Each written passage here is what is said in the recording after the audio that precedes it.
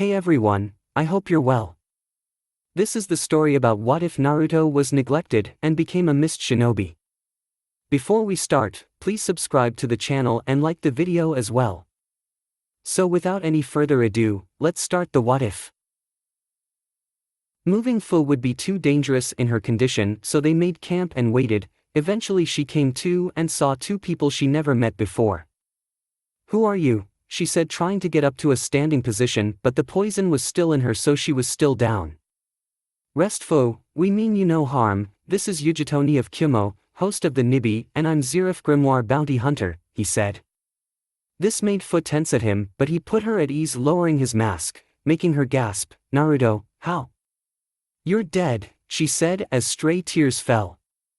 He then told her everything so she could understand. Afterwards she was angry by that story, but she understood it, nodding to him. "Now then we have to talk about the Akatsuki. You had a narrow escape, but they will try again, so I want to remove you from this village and place you somewhere else, like Konoha or even Suna," he said to her.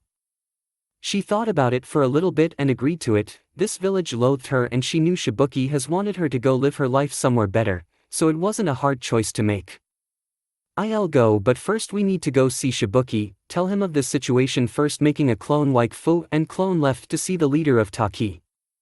Inside his office Shibuki sat there, dealing with the ramifications of what he was just told. He sighed and looked at both of them. "Well, I guess I have no choice. For from this moment on your tenure as a Taki shinobi is hereby ended. I will make it look like you were taken by the Akatsuki. You're free, Fuchan," he said with a sad smile. She looked at him sadly back. As much as she hated the village, she cared for the leader, the only one who showed any kindness to her.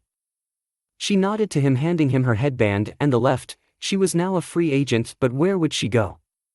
She met up with Zirif and Yujito with all her belongings packed. "So where to now?" she asked. "Well, we can take you to Konoha or Suna, as I'm friends with their Kazekage, the host of Shikaku. He is about your age, Fu, and has a brother Kankuro and older sister Temari," he said to her. Fu stood there in thought. Suna sounded much better to her. "Suna sounds better," she said rather excitedly. The trio nodded and left for Wind Country to help give Fu a new life, new friends, and whatever else came down the road. The AIM trio sat in their office. Silence was all they heard. "We need to find out who this bounty hunter is and deal with him," Yahiko stated. "Yes, he has taken out 4 of our members, and we still don't know how strong he is," Conan stated. "Well, get Zetsu on it till then. We need new members," Nagato stated. While Obito and Rin were off on the side, "This bounty hunter, maybe we could get him to our cause," Obito said. "Well, see," Rin stated as the couple disappeared. "Yes, I think she will be a good addition to Suna. Welcome to Suna, Fu," Gaara said kindly to her while Zirif and Yujito looked on and smiled. Fu was ecstatic by this. Not only was the Kazekage a Jinchuriki like her, but she could now make friends here and feel like she belonged. Granted, Suna was a but dustier and drier than she liked, but she could put up with it. "She can stay with us till she decides what to do," Temari said, making Gaara nod.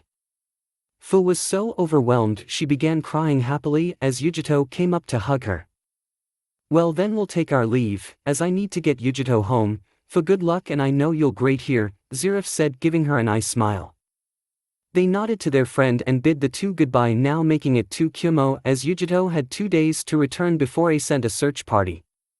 Making it to Water Country in record time, thanks to Zirif's seals, they began walking again.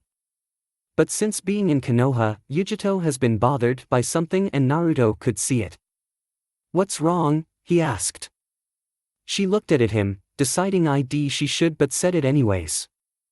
"It's just what will happen if the Akatsuki find your real identity. You know, both Konoha and Kiri won't take that well," she said, concerned for her friend. He nodded to her. He had given thought to that, but he couldn't find an answer to it. "I don't know, haven't put much thought into that. I guess I will deal with it as I need to, but the thing is, Naruto Uzumaki Namikaze, ne Terumi, is dead. He died during the Jonin exams, and it's best to let him stay that way," he told her honestly. She nodded to him and they continued on their way. With only Naruto realizing they were being followed, but let it go as he wanted to keep the element of surprise. Zetsu had been heading back to base with some info the leaders wanted when he came upon the Two Tails host and the bounty hunter. "What is this?" White Zetsu asked. Seems we found the bounty hunter. Black Zetsu stated. They continued, following him for a little ways, hoping to find out more. Getting Yujito home, he had made his way to Yuzu as he needed some R&R for a bit, but he kept getting the feeling like he was being followed, but just let it go as he made it to the old ruin of his clan home. He had, with the help of shadow clones, he tore down most of the destroyed buildings, but kept up the main house, fixing it up, and made the island meant as more of a training ground. As he passed through the barrier meant to keep out intruders, he took a deep breath, and went to get a shower. As he looked in the mirror, he saw the scars on his body, remembering every hit, every strike it made him angry. He looked at his mechanical arm and he could only shake his head. Never again, he said as he got cleaned up. Zetsu followed him to the island, which made him curious, so he went to try get inside only to realize he couldn't get inside. Seems it's a barrier. White Zetsu said. Let's head back to AIM and report, Black Zetsu replied. He left after to make his report. Back in AIM, he made his report to the leaders. So he lives in the old Uzumaki ruins. Obito said. Yes, but he seems to be a well-trained seal master, we couldn't get in. White Zesta said. Let's pay him a visit to see why he is doing this. Rin stated. They nodded and left using Kamui of Obito's Sharingan, making it to water country as they trekked it the rest of the way on foot. Finally making it to the site of the old Yuzu ruins. The enemy made their way to the island, but Nagato noticed all the seals around the old city. Being in Uzumaki, he had a great deal of knowledge of Fuinjutsu. He began looking at the seals to see if he could deactivate them. Naruto had finished cleaning himself up and sealing away his spoils. As he went to relax, when he felt the seals being deactivated, his eyes went wide. No one should have been able to figure it out. He made his way out to discover 6 Akatsuki members inside his home. He was not happy about this. As he walked up about 20 feet ahead, getting their attention. Can I help you all? He asked, getting their attention. They all looked up at him and were shocked to see the famed golden-hearted killer. He was wearing a face mask to hide the bottom half of his face. So you must be the bounty hunter we heard about? Obito asked. Naruto nodded. Zerif Grimoire at your service. Now why did you break into my home? He asked. Because have killed 4 of our members and are impeding on our goal, Yahiko said. Naruto looked at him. I know you're after the tailed beasts, but it's my job to save them and stop you. I am the emissary of the Otsutsuki family. By awakening the 10 tails you will not only destroy yourselves, you'll destroy yourselves as well. She cannot be controlled and it will cost you your lives. He tried to reason with them. You know what we are doing and she will not be a problem for us, Nagato said, activating his Rinnegan. Naruto shook his head. I warned you, now will answer for your crimes, he said, activating his Rinnegan as well, earning shocked looks. Surprised, the Rinnegan is an Uzumaki bloodline after all, and you're not the only one to activate it, he said as he held out a hand. Shinra Tensei. A blast of power hit them all and went flying back as they were unprepared for it. The fight had just begun. Getting back up, they began to attack. Yahiko and Konan made their attack, racing to him. They were locked in a taijutsu attack. Naruto spent the time dodging as they were slow and predictable. As he punched Yahiko in the face and grabbed Konan, who melted into paper. Fire style, great fireball. Naruto moved out of the way as the fireball hit an old building, destroying it, as Obito and Rin made their attack, trying to get a hit on him as the AIM trio were also getting to attack. Naruto spent the better part of 30 minutes dodging and fighting back. This would be easier if he could summon Ana, but he wasn't giving the chance as Konan threw another attack at him, as did Rin. At the same time, his lapse in movement was put to good use by them as it hit him. Even though he managed to get away, he took some major damage. His chest was scratched and bloody. Heavy breathing, he knew he was in trouble, and he also knew help wouldn't come in time, so he had to make his last stand here. Shadow Dragon's Roar. Using his dragon power, he had to take them out. His attack went straight for the AIM trio, but they made a break for it, but it hit Zetsu, obliterating him. What is this power? Rin said fearfully. I don't know, but we must stop him now, Yahiko stated, the 5 making their attack again, this not letting up. Naruto having taken on 4 other members, and now this he was still not fully healed up to full capacity. Plus the damage he took. Now he was in trouble as he was hit by one Nagato's attacks. He had to stop them now, so he made one hand sign and began glowing, as did the others. Uzumaki Fuin, transport counter. First the 5 members glowed and disappeared using one of Naruto's special seals. They were on an island between the land of wind and water, while Naruto disappeared as well as taking him to Konoha. For some unknown reason he made it to the outskirts, where he was met by one of his spies, who told him of the 3 hosts who were taken as well as the Sanbi who was taken as well, and their next step was to take the Kyubi before then headed to Kyumo. Naruto's eyes widened. He had to get there quickly. Getting up he walked to the gates, badly bleeding, his face mask ripped a bit showing part of his face, but it didn't matter. What did was making sure Mito did not get taken. While he felt no love for her, he made a promise and would keep it. Finally making it to the front gates, he was met by Enko, Kurenai, and Guy. Enko was the first one to see him and her eyes went wide. "What the hell?" she said, making her way to him, alerting her companions, who looked and gasped and headed to him. "Zirif, what happened?" Enko said, getting to him. Couch was attacked by the leader of the Akatsuki must get to Hokage, coming for Mito cough. Having lost too much blood, he fell face first and passed out. Guy picked him up and they headed to the hospital. Minato had been in his office with his family as well, Jiraiya, Tsunade, and Shizune having lunch when Yugao came. "Hokage-sama, we have an emergency." Zirif Grimoire was found bloody and heavily injured at the front gates. He said the leaders of the Akatsuki were coming for Mito-san.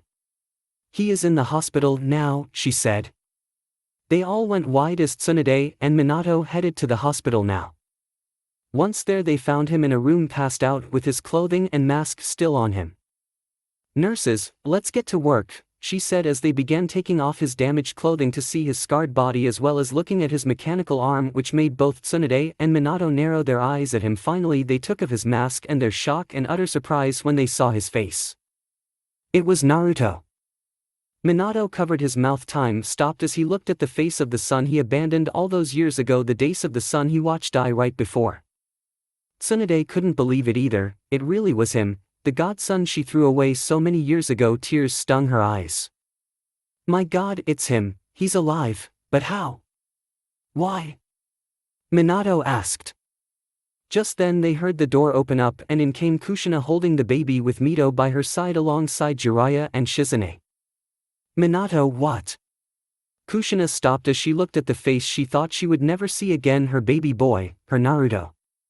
Her eyes went wide as tears instantly poured from her face, one hand covering her mouth. Mito just looked on, confused, shocked and hurt as she began sobbing, looking at the face of her big brother. "Naruto? But how?" Kushina said. "I don't know, but we're gonna find out," Tsunade said. She began working on him, trying to heal his wounds, as did Shizune, while the family sat down nearby. "He has been alive all this time. Why did he not come back?" Kushina asked no one as she rocked her baby girl. "I can think of a few reasons why, but we'll ask him when he wakes up. For now let him sleep," Minato said. They nodded and left, while he was being healed. Naruto woke to see all white as he looked around. "I am dead?" "No, you're not, you're dying right now. You're between the world of the living and the realm of the dead." He turned to see the Otsutsuki family again. "Your secret had been revealed, your birth family knows who you are now," Kaguya said to him. His eyes went wide and he sighed. "It changes nothing for me," he said to her. She looked at him sadly. "I know you have been hurt so much in your life, but maybe it's time to forgive and let it all go. They are not the same anymore and neither is Mei. She misses you too. Your death affected more people than you know. You have held on to the pain and hurt long enough, sweetheart," she said softly to him. He looked at her with watery eyes. "But I'm scared they will abandon me again. I'm so tired of being forgotten. I don't want to be thrown aside anymore," he said as he began sobbing, all those memories and feeling rushing back again, while he had tried so hard to suppress them and bury them away. Kaguya walked up to him and hugged him. The rabbit goddess understood his pain. Now one should have to deal with that, especially more than once in one lifetime. "I know, sweetheart, but it's time to heal not only your heart but let go of your hate for this world as well. Life will be better this time around," she said. Soon enough the room began to darken and she made him look at her. Your time to wake is now. Promise that you will at least talk to them and bury the hate and pain once and for all. He nodded as the trio disappeared, smiling at him, and all went black. Naruto began to slowly wake up. Opening his eyes he saw he was in a hospital room. He sighed. He knew where he was and was dreading this. As he slowly sat up he looked around to see he was alone. Stretching out he moved to the side of the bed and sat there for a moment in only a gown. Shaking his head he touched his right arm, adding chakra to a tattoo seal on it, and an extra set of clothing appeared as he got dressed again.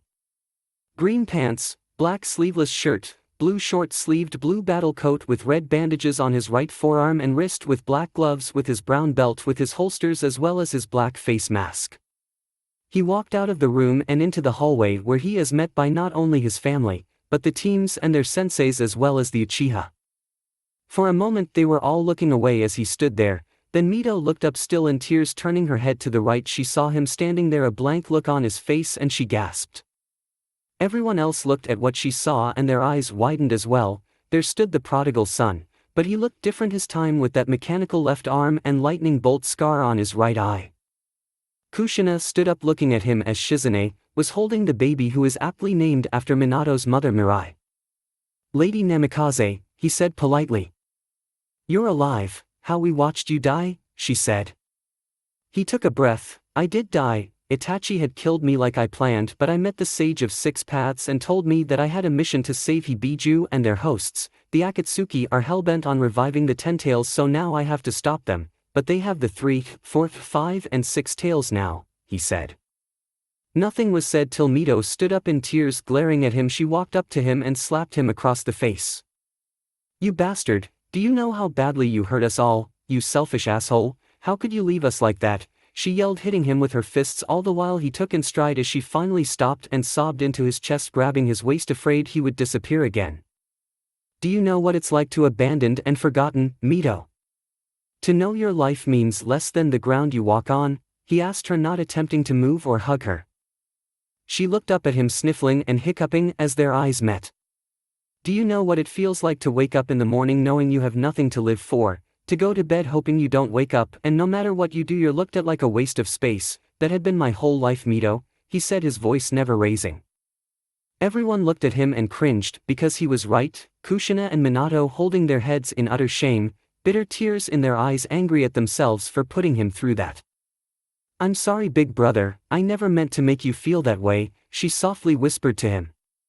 Whether you meant to or not, you did. 13 years of my life wasted here in this village trying to make you see me. All I wanted was your love and acceptance, but that was too much to ask for. That is why I left. Naruto Uzumaki Namikaze died when he was 13, he said to them. Kushina looked at him heartbroken. She so desperately wanted to make it all better and love him and give him what she denied him. I'm so sorry, Naruto, we were wrong to do that to you. There hasn't been a day since then had we have feel horrible and hope to make it better again, Minato said to him. That is just it. I stopped seeing you as family the day you gave Mito my birthright. You know, there was time I wanted to come back here and destroy this village with all you in it, but may help ease the pain in my heart till I realized that I was merely a stepping stone for her. After that I lost my will to live, and I'm done talking about this. The Akatsuki will be here soon to rip Kara out of Mito, and I'm here to top that once the Akatsuki are dead and gone. So am I. He vanished after that, leaving everyone there shocked, but his former family still heartbroken, but they had to try and fix it while he is there. Minato called for Kakashi to head to Kiri. May needed OE here for this as well. Naruto sat on a tree branch inside the forest of death. His head hurt and he was tired, having been here for the last 3 days, and was ready for the Akatsuki's attack. His spies told him they would be there the day after tomorrow. In that same token, he was not wanting to deal with his former families, yes, plural. For you see, Mei had just arrived with Zabuza, Haku, Chojuro, as well as both Haku and Mei, children as well as their escort, which was Kin, Tayuya, Zaku and Dosu. And he was not looking forward to seeing them again. Flashback. Mei was in her office with Zabuza and the baby, who turning a year old soon, having lunch as he was playing with some toys, when a Nin appeared. Mizukage-sama, news from the Yandere of Konoha. Naruto is alive and in their hospital. He was attacked by members of the Akatsuki, the messenger said. Mei went silent, her eyes going wide as were Zabuza's. What? How? She asked. The messenger was dismissed as they sat there. He was killed in the exams, how can he be alive? Where has he been all this time and why did the Akatsuki attack him, were some of the questions she asked. Never mind, we can ask him ourselves, let's pack for the trip, I'll go get our escort, Zabuza said. Flashback ends. They had arrived and now he was being summoned, so with no choice he left the forest and headed to the tower to get this over with. As he walked there all the villagers either glanced or stared outright at him, while the whispering was less than subtle, but he pressed on, just done with all of it. Damn it, why can't those assholes be here now, he said to himself. As he was making his way to the tower he noticed all parties there on the roof for some weird reason, but let it go. As he continued on they hadn't noticed him, but one did as she ran up to him. It was the little Uchiha princess. He looked over and saw her running to him as her family were walking up and saw him and went wide-eyed, especially Itachi who didn't get his chance to speak to him in the hospital. Hyo Mista and a widow, she said with a smile. He knelt down to her level, giving her a nice smile. Hello there princess, what are you doing today? He asked her. I don't know, my mommy and daddy won't tell me, she said with a pout. Cheer up kiddo, be happy to be a little kid now, cause once you become an adult, you'll wish to be a kid again, he told her, petting her head. Just then one of his salamander spies came up to him. Lord, they are arriving much soon than anticipated, in 2 hours' time, he said. Naruto's eyes darkened as he turned to Sayuri. Sweetie, I need you to go back your family now, okay? I have important news for the Kage, he said gently to her. She nodded, not knowing what was going, heading back to her family as her mother picked up her up as they all looked at him in confusion. At the same time both Kage and their families had seen him as well as he glanced at the front gates wondering what is going on. Naruto sighed, biting his thumb. He laid the blood across his palm and slammed his hands on the ground. A puff of smoke appeared with everyone watching in anticipation, wondering what he summoned. The smoke blew away to reveal Edolana, who looked around in confusion, then looked down and saw Naruto. She began purring at him. Hello Papa, is there something you need? She asked her father. Yes sweetheart, they're coming, they will be here soon and I need you to get into position as they will summon the Chimera this time around, he said to her. She nodded to him, lowering her head to nuzzle as he petted her head, kissing her nose, making her purr some more. Uchiha. Finally seeing the smoke vanish and a dragon appear they went wide-eyed and gasped. Dragon! Fugaku stated. While Mikoto gasped and held Sayuri tight, Itachi's eyes went wide and Sasuke gaped like a fish. Sayuri just looked on wide-eyed. Wow, she is so pretty, she said softly. Kage. Mito finally noticed her brother as she pointed over to the left. There he is, she said. Everyone looked over as he spoke to the Uchiha princess, which got some awe from them, but Mito felt a bit of jealousy. Then they noticed his face darken and the girl head back to her family as he bit his thumb and slammed his hands down and giant puff of smoke appeared. What is he doing? Haku asked. While everyone else looked in confused. Seems like he's summoning something, Jiraiya said as he tensed up. All other voices died when they saw what most believed to be a long extinct, looking at this new creature with both fear and awe. What is that thing? Both Mei and Kushina asked. My god, it can't be. Tsunade said aloud. What? Bachan. Mito asked. Dragons, Jiraiya said, turning pale. All went dead silent with shocked looks on their faces. As they stared at the dragon and Naruto. How the hell can he summon dragons? Chojuro asked aloud, not believing what he was seeing. Hello Papa, what is it you need? They heard her speak. Their jaws hit the floor as this info was being processed. Hello sweetheart. They all dead-panned as Mito screamed out. That thing is his daughter? She exclaimed while the others' jaws dropped again. None of them could believe it. Naruto, the one they thought died over a year ago, was alive and well and could summon dragons. Many had mixed reactions from this, from fear, to curiosity, betrayal to so many others. They all decided to make their way down there to speak to him. Naruto, Mei said shyly. He looked over to see them all looking at him, making him sigh. Mizukage-sama, he said with a bow. This took her back, it felt cold and polite. Nothing like her Naruto, but then again after what had happened. She had expected it, but it still hurt. How are you alive? We watched you die, Zabuza stated with both shock and anger. I did die, but fate decided I was need here more, so I took on a new name and became a bounty hunter. I have no regrets, I never intended to come back here, but one of my seals must have overloaded and brought me here. I'm not looking to reconnect, I have laid that to rest, I have simply this last mission, he said. They went silent as he spoke, they all knew it would be difficult to reconnect with him again. Both Mei and Kushina came up to him holding their babies, who looked at him with wide eyes. Please, we're so sorry Naruto. We're stupid and foolish to throw you away, we both understand now how horrible we were to you, please give us one more chance, we want to make it up to you. Kushina begged in tears. Yes, we have had so long to think about it, please give us the chance to make it up to you, let us correct our mistakes and try to help heal your broken heart, Mei also begged in tears. The others knew of the pain they had been holding on to and hoped he could see that they all wanted one last chance. Naruto pulled down his mask and gave them a genuine smile small as he hugged both his mother's and younger siblings Yuza and Mirai, letting his dragon aura seep out, which felt like a blanket of light, love and comfort. I forgave you all a long time ago, and despite what I have said and done I still do love you all, he said to them softly. They were shocked by his words, he still loved them even after all the hurt, betrayal and pain, he could still give them all a real smile, they smiled themselves basking in warm and comforting aura. Naruto moved away from them and walked to Mito, and he hugged her as well. Yes, I still do love you all, he retorted again. Mito just gripped him and cried into his sternum, finally after all this time she could make it all right again.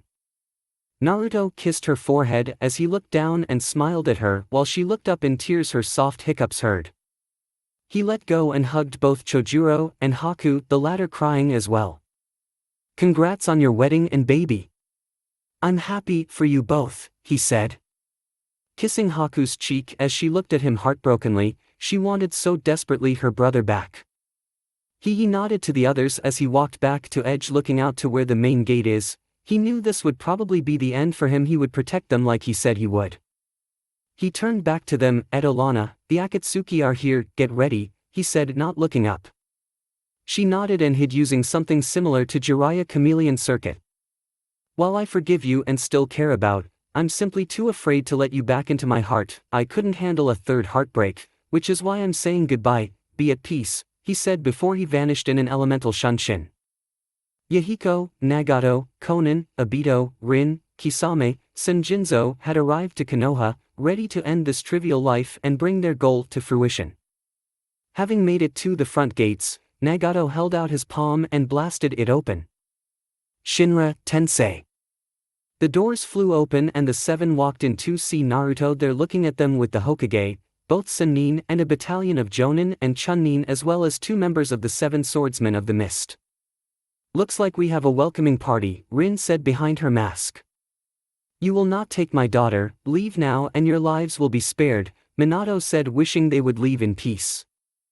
No, this world is too damaged to survive, we will bring a new dream where death and hate are but memories, Yahiko said. What you want is slavery, you have no right to make the choice for those who would rather love for real than die on a dream. Naruto said, glaring. You can't stop us, you lost last time, now bow down and admit defeat or die, Nagato said as he slammed his hands down and puffs of smoke appeared and 3 monsters appeared. Naruto glared while the others were in shock. What are those things? Mito said, afraid. Chimera, monsters of myth from the far west, their amalgamation of several animals in one, Naruto said. He raised on hand and Anna came out of her cover, which made the enemy widen their eyes. You can summon dragons? Yahiko said with a small shudder. Edolana looked up and made her track, as did Naruto, both speeding at their targets and made their first attack together. Rainbow Dragon's Roar. They shouted as a rainbow-styled power beam shot out and hit the unsuspecting Akatsuki members. The Chimera were in front, so they took the most damage with one disappearing, but they were sent back about 100 yards. The people behind them were in shock. Not only could he summon dragons but use power like them, their eyes went wide at his as Mei and Kushina headed back with Mito to the safety zone where Mikoto was as Fugaku, Itachi, Sasuke, Kiba Hana, Tsume, Choji, Chuza, Shikamaru, Shikaku, Inoichi, Ino, Sakura, Hinata, Niji, Hayashi, Tenten, Lee, Gai, Kakashi, Kurinai, Asuma, Anko, Yugao, Heiate, Genma, Shino, Shibi, Minato, Tsunade, Jiraiya and Naruto stood fast. Remember, why you fight: to protect your home, to protect all that you love. To die is not where the honor lies, it's to live fighting for everything you hold dear, so when you die, you can hold your head high and greet death like an old friend, Naruto said aloud as the enemy came back. The fight for the leaf had begun. The fight of the life of Mito and the world had begun. Once she was captured, the other four would be easy to get. Jin and Kisame began their attack by taking on Zabuza, Chojuro as well as the other Jonin. This was a fight for the ages as Jin is as powerful as uncles the gold and silver brothers of Kyumo and Kisame was the tailless beast. Zabuza and Gai took Kisame while the others took on Jin as he could make shadow clones. You know, I always figured we would have to fight someday. Who would have thought it would be for the fate of this world, Zabuza said, getting red as he drew out his sword, Gai getting into his stance. Funny how things work out that way, but I'm not here for the girl. I want to fight strong opponents and die like a warrior, he said, pulling out his sword. Chojuro saw Zabuza and felt the strength of not only the leader of the swordsmen but the last original member, the first gen. Alright, then we are here to save Mito-san and the world, whether you are Leaf, Mist, Cloud, we must fight to save what we have, he said, getting his allies pumped, which did the trick as Itachi, Niji, Lee, Kakashi, Asuma and several others made their stances. Foolish, we will rip the monster from that bitch, and hear screams of pain will be music to my ears. I will enjoy seeing the light leave her eyes, he stated, cackling madly. Mito heard him and became afraid. This guy was a monster. Sasuke, Hinata, Sakura, Ino, Kiba and Choji shielded her from his gaze, ready to kill for their friend. Kakashi glared at him. His surrogate sister's life was online and he wouldn't fail. Kakashi got over Obito and Rin's deaths, so he won't be as bad as in canon. Jiraiya and Swanda also glared. Their godchild's life was threatened and that was not gonna sit with them. But before any could do anything, a voice came behind Jin. Well then, how about we make this a handicapped fight then, because my little sister means more than you, the voice said. Jin felt his right knee get taken out and his left hand smashed as he roared in pain. Behind him was Naruto, who looked over at Mito, giving her a nice smile. She could only gasp at what he said and did. She began to tear up. It felt nice to know her big brother loved her and still cared. She wiped away the stray tears, smiling at him. Naruto then spoke to Edolana. Take out the freaks. Sweetheart, he said. She nodded and make her attack, flying straight at the two monsters. While Konan and Rin was in the sights of the Kunoichi, Kurinai, Anko, Yugao, Hana, Tsume, Yukino, Yoshino, Tenten, Kin, Tayuya. All ready with weapons drawn. While Tsunade came to the front, looking at her enemy with a calculated eye. Seems like we won't have it easy as well, Konan stated. Rin behind her mask nodded to her comrade. You won't get past us, Mito will not be taken by the like of you, Tenten stated. Many agreed shouts behind her as they readied their weapons and got into their stances. Minato and the clan husbands ready to attack both Yahiko and Tobi, as Minato remembered the latter from all those years ago. Jiraiya stood next to his student who had arrived. Naruto and Nagato looked at each other face to face. This is the end, the path to real peace is upon us, and now you will know true pain, the older Uzumaki said. No, peace is already in front of you, you just refuse to see it. Jiraiya stated, looking at both men. Whether you see it or not matter not, this world will die and in its place a world where strife and hate are nightmares only, no winners or losers, Nagato stated. Jiraiya could only shake his head at his failures as a teacher. Zabuza and Kisame were going at it, you could hear the clanking of metal on metal. While Mei watched her husband with both worry and joy. Chojuro stayed off as this was a single duel for the former teammates. Sparks flying off their weapons. Tsun and Hana made a bid for the blue-haired female while Tenten came up behind with her weapons. Hoping to hit her, but she caught on quickly. Kurenai, using stealth, tried to use a genjutsu on the masked opponent, but Rin had caught on activating her Sharingan. She looked right at the red-eyed beauty who fell with a thud. Laying there, she began shaking and moaning in pain as Rin came up to kill her. Nai-chan. Dodging a sneaky snake attack, Anko made to her best friend, trying to break the illusion, but it didn't work. Here, let me. Anko turned to see Naruto kneeling next to her as he placed his hand on her head, and a rainbow-colored light encased Kurenai for a moment before vanishing as she stopped shaking and all noise ceased. Anko looked back at him. What did you do? She asked curiously. Broke the illusion. This attack was based off an illusion I made years ago. It meant as both a plan B and revenge jutsu, he said to her. She looked at him in shock, but nodded gratefully as she watched him carefully as he pulled out a scroll and gave it to her. You can have this, I won't be needing it anymore, he said to her as he got up and walked away. She looked down at the scroll and read the name. Genjutsu Art, Pervert's Paradise. While it did shock her, she could only chuckle at the brilliance of this and would be working on it later. Jean had finally healed himself up and looked to see 3 opponents facing him.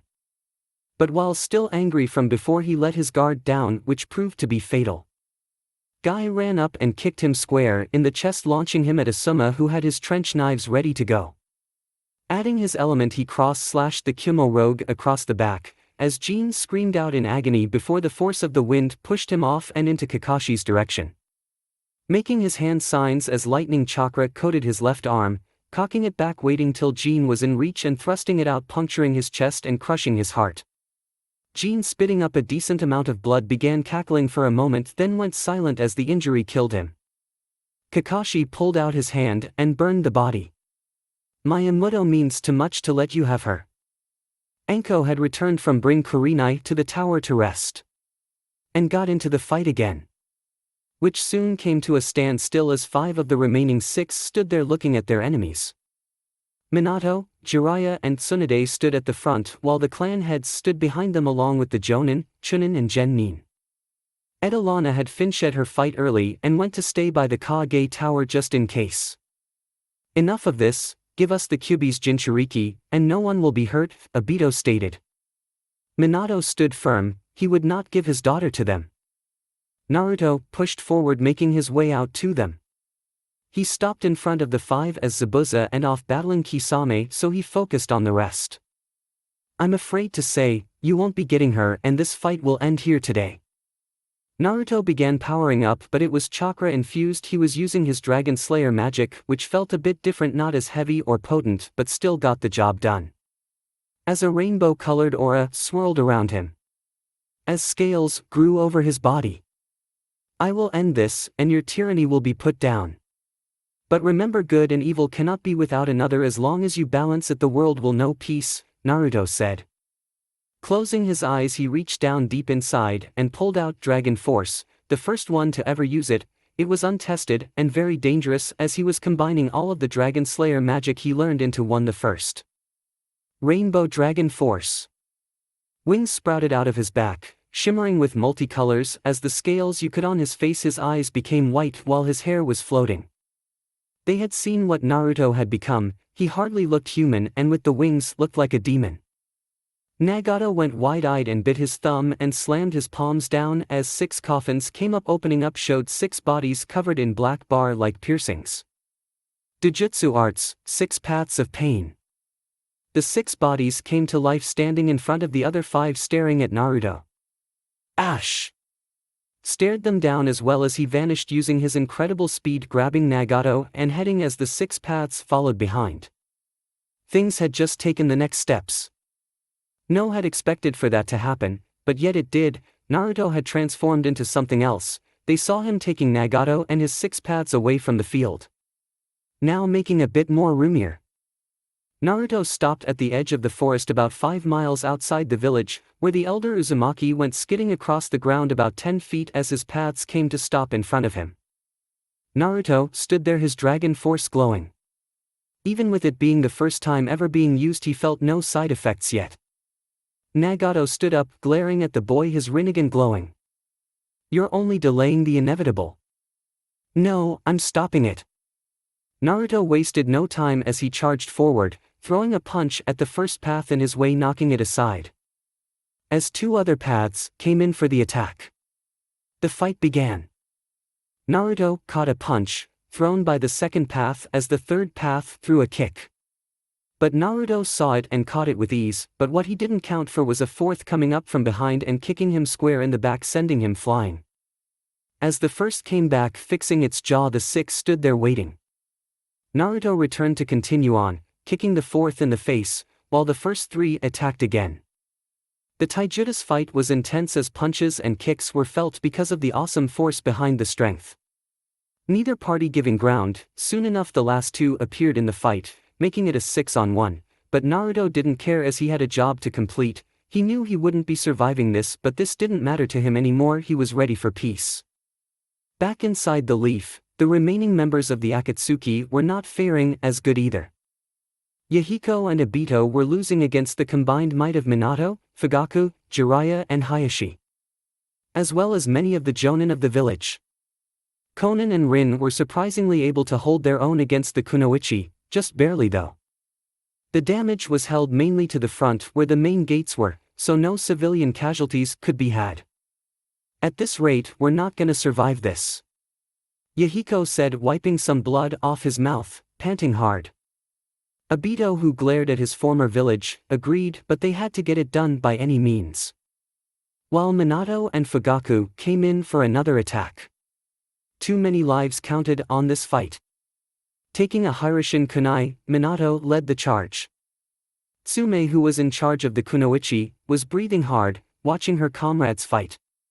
Tsunade had thrown a punch, cracking the ground as the Akatsuki moved out of the way, but were met by one side by Kin and Taiyuya and the other by Anko and Hana, who took advantage of their lapsed state.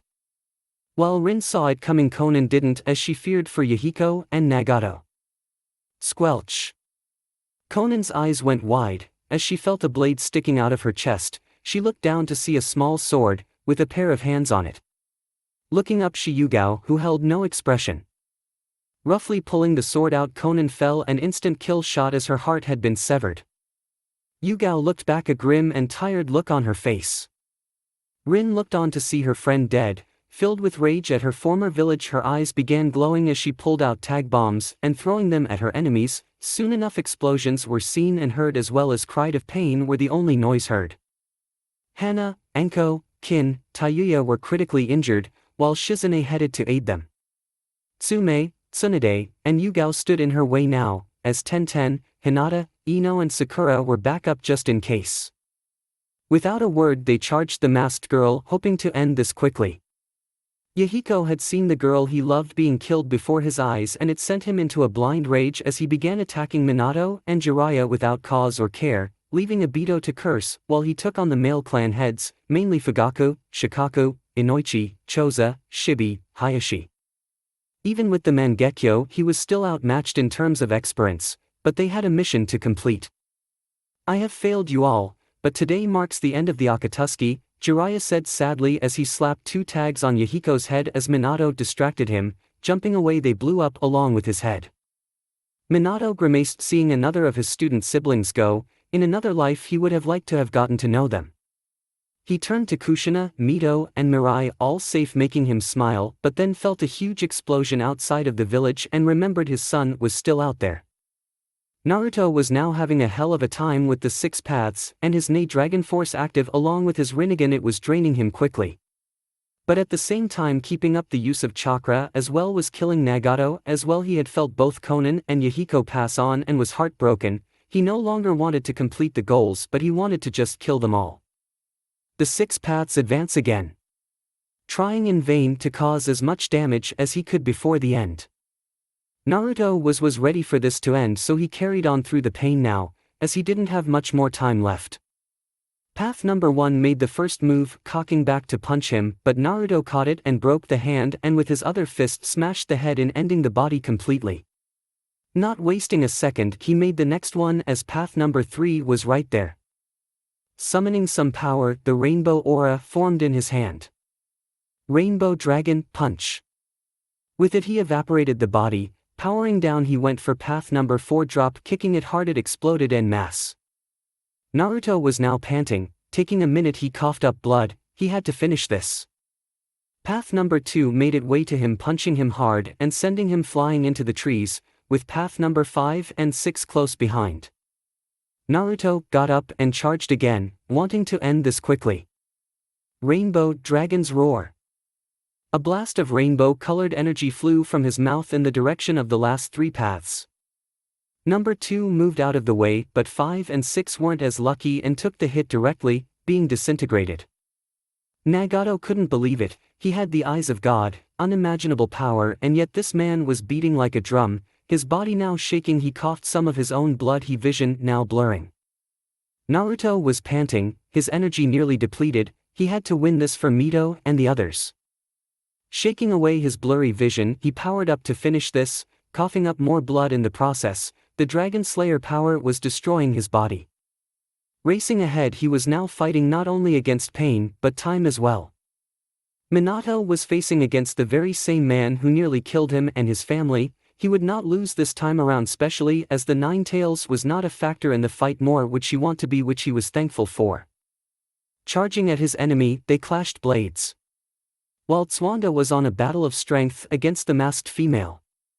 Everyone else, including Edo Lana, was now protecting Mito, as well as Kushina, Mirai, Mei and Yuza. Asuma and Enko went to take care of Kurinai, who now had just woken up. Where I am, she said, blinking away the blurry vision and black spots. Asuma noticed and sighed in relief, as did Enko. Thank goodness you're awake, he said to her. What happened? She asked.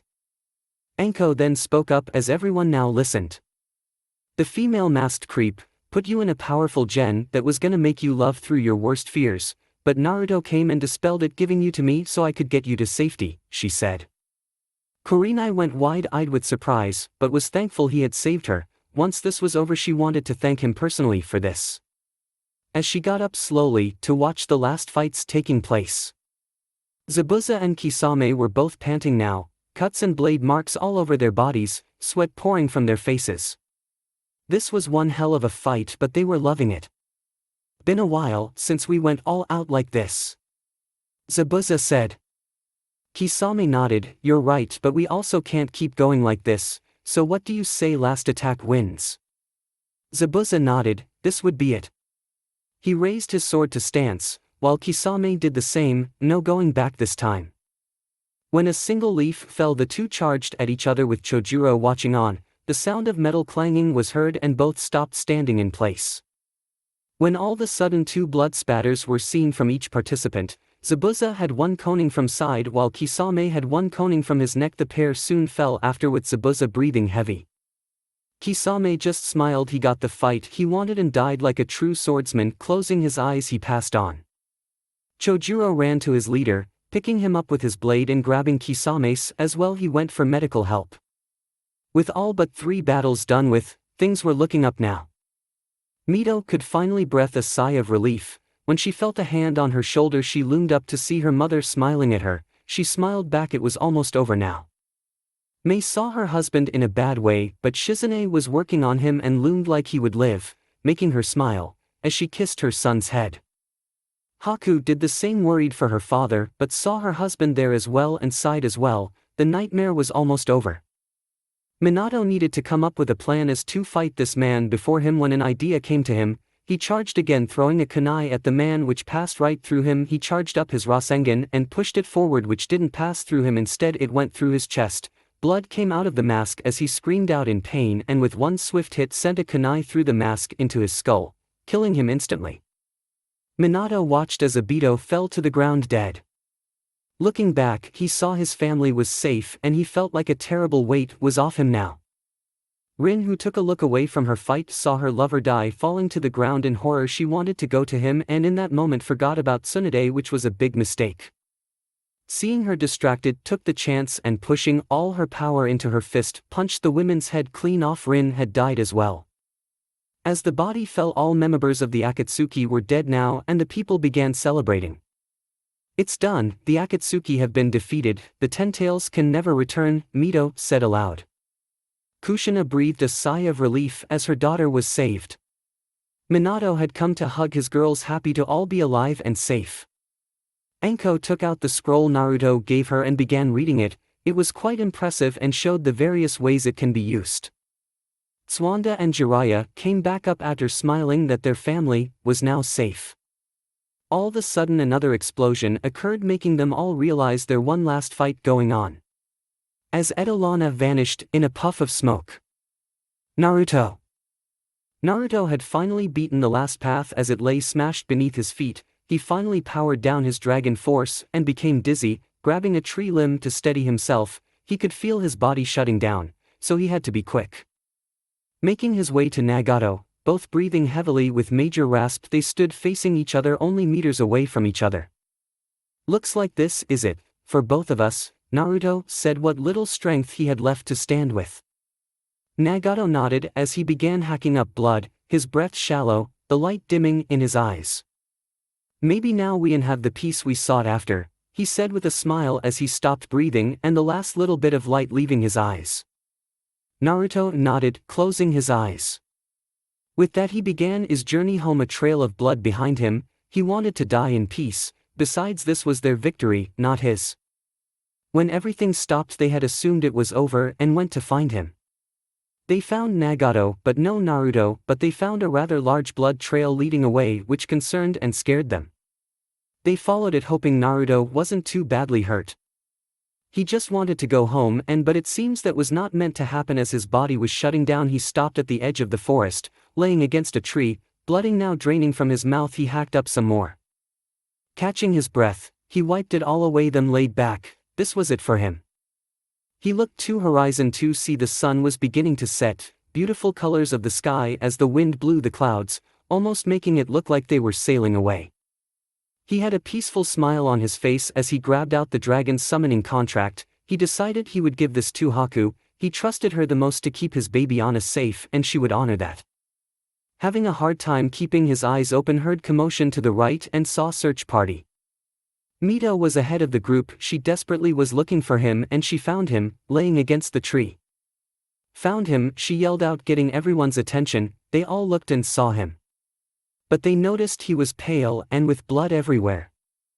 Mito had made it to him. Naruto, are you okay? She asked, catching her breath.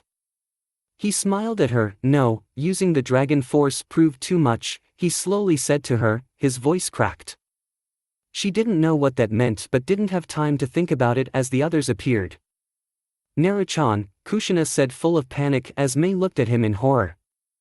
He smiled at them all. As he was about to speak, an attack hit and began coughing up some blood, making them gasp out on horror.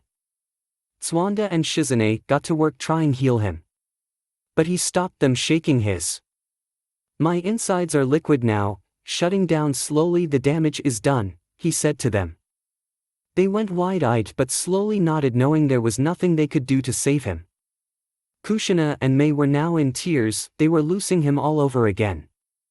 Please, don't, big brother, I need you to stay with me, 15-year-old Mito said, not crying. He felt bad for her, as he reached out and hugged her to him. I will always be with you, in your memory and your heart. I will always love you, my sweet little Mito, he said quietly to her. She gripped him tightly, hoping to keep him alive again as she broke down sobbing into his chest, begging him not to go. He kissed her head, as he made her look up at him. You have your life ahead of you. Be the wonderful clan head I always knew you were. Be the light in the dark and know I will always be proud of you. She nodded, but the tears hurt to see. She got up as Kushina and Mei came down. I'm so sorry, baby. I'd give anything to go back and make it all right, Kushina said pitifully, trying not to break down. Please don't leave us, not again, we have so much to make up for. Mei said softly, caressing his face. He smiled. Despite everything, I'm glad you two were my mothers, and for the moments we got to have, I'm grateful for them. I love you both, he said, his breathing now ragged. This shocked them both, but it made it all the more painful as the reality hit. Kushina's heart was breaking and Mei was crying. They couldn't save him, but the only comfort was he still loved them. Minato and Zabuza now in tears as Wel brought down Mirai and Yuza to see their big brother. He raised his hands to their little faces and rubbed them gently. The two were looking at him with big eyes, making him smile.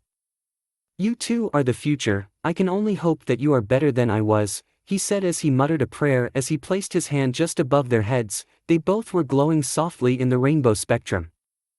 Finishing up, he kissed both their cheeks, making them giggle as they didn't know what was going on. It was a bittersweet moment for them all.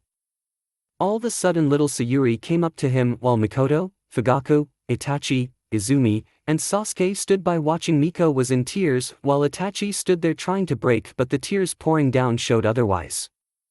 "Hyo Mr. Naruto," the Uchiha princess said softly. He looked over and smiled. "Hello little one, have you been a good girl for your family?" he asked. She nodded sadly at him. "Don't be sad for me, be happy, tomorrow will be a new day. All I ask is that you be the best you can, and remember family will always be there, they are the greatest gift you can be given, plus family is what you make it," he said. She nodded and got down and hugged. "Thank you for being my friend," she said. She got up and went to her family, who smiled at her.